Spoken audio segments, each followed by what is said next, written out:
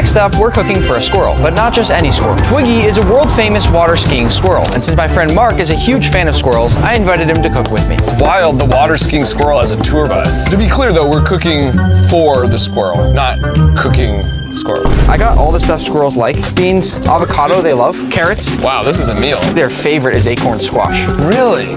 It feels like a sous chef-y thing to do would be to empty that. You think Twiggy's gonna mind I use my hand? Not if we make it look nice. So what we've got here is an acorn squash with a bunch of stuff in it. Twiggy, right here. Here's a little ramp.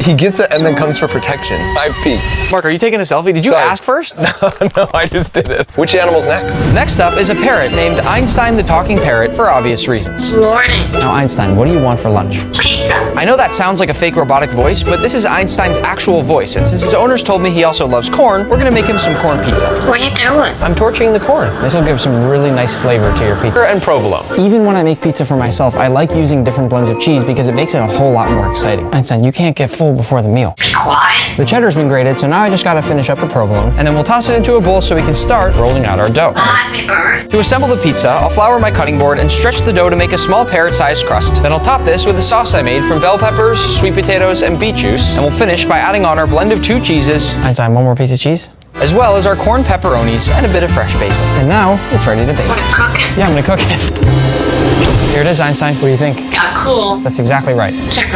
I haven't eaten any yet. For the finishing touch, I'm gonna top it off with some edible blue flowers, and then we just need to cut it. Whoa, he just tried to pick up my knife. I gotta be careful what I say around you. It's time to eat.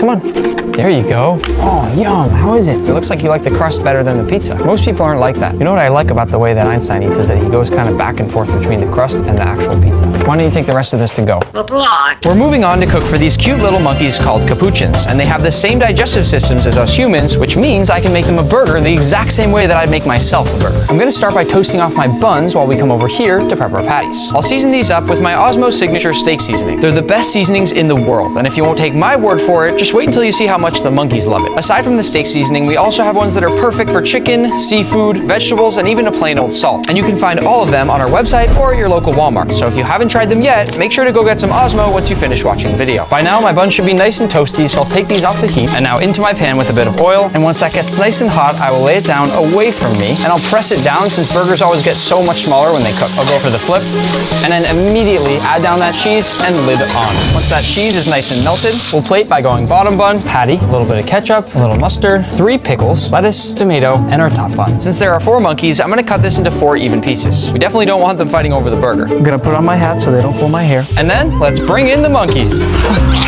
They're so cute. They're kind of just investigating the burger right now. They're being very curious. Hi. Hey. Oh, you wanna eat it on me? That's fine, yeah. Is the meat good? I just learned that at some restaurants, they won't eat the patties at all. They'll just throw them. And they're not throwing these, which must mean they love my seasoning on there. What are they doing in the camera? Don't pull off the microphone, guys. We need the microphone. He's rubbing mustard all over my camera. I think I need a new lens. You like the tomato? Want some bun? Yeah, here, have the bun. Want some of the beef? Yeah, there you go. Everybody seems to like something completely different in this situation. This is how I like to eat, kind of like tapas style. And what's great is that a burger has so many different components, so I'm happy that you guys are all enjoying different parts of it. He loves the patties. Well, he dropped it. I have 3 younger brothers, and I feel like this is what we probably looked and sounded like when we were little kids eating. I think it's safe to say they liked it. Let's go to the next segment. Our next animal is a dog, specifically my dog Pepper. I'm gonna cook her a simple dish that includes this beautiful filet mignon, as well as a side of sweet potato and green beans. I'm going to begin by cutting the filet into small cubes, since dogs are technically only supposed to have steak if it's well done. And I know, Pepper doesn't look like a well done type of girl. She probably doesn't even know what that means. But we need to be safe for Pepper. With our steak prep done, we can move on to our green beans. For these, I have this vision of them being all the exact same length, just like in a fancy restaurant. All I'm gonna do for this is lay out the nice long beans on my cutting board, then chop off the edges, and we've got perfectly even green beans. For the sweet potato, I'll start by peeling the entire thing to make it nice and smooth and luxurious for Pepper. And once our potato is nice and clean shaven, I'll cut out a few even and thin slices and then shave it down to make it look something like this. To cook, I'm gonna start by making the vegetables. I'll add the sweet potatoes as well as the green beans, and then cover them with a light amount of water because these are gonna butter poach. Now for the steak, I'll add some Osmo olive oil, and then in we go. The reason I cut it into cubes is so that everything is going to easily cook to well done. Pepper, you wanna test one? Oh, you need to chew it. Once that steak is done, I'll toss it onto a paper towel lined plate so it can drain off some of that excess oil. And by now, our vegetables should be done as well. This whole time, I've been heating up Pepper's plate in the oven, just like they do at a fancy restaurant. And to plate, I'll toss down the sweet potato, these delicious green beans, and of course, our steak. Bon appetit. Go ahead, Pepper. There she goes. I wondered what she would go for first, and it seems like she's very much going for just the steak. Eat the veggies. What? Seriously? I just butter poached green beans and sweet potatoes for you, and you're not even gonna try them? Our last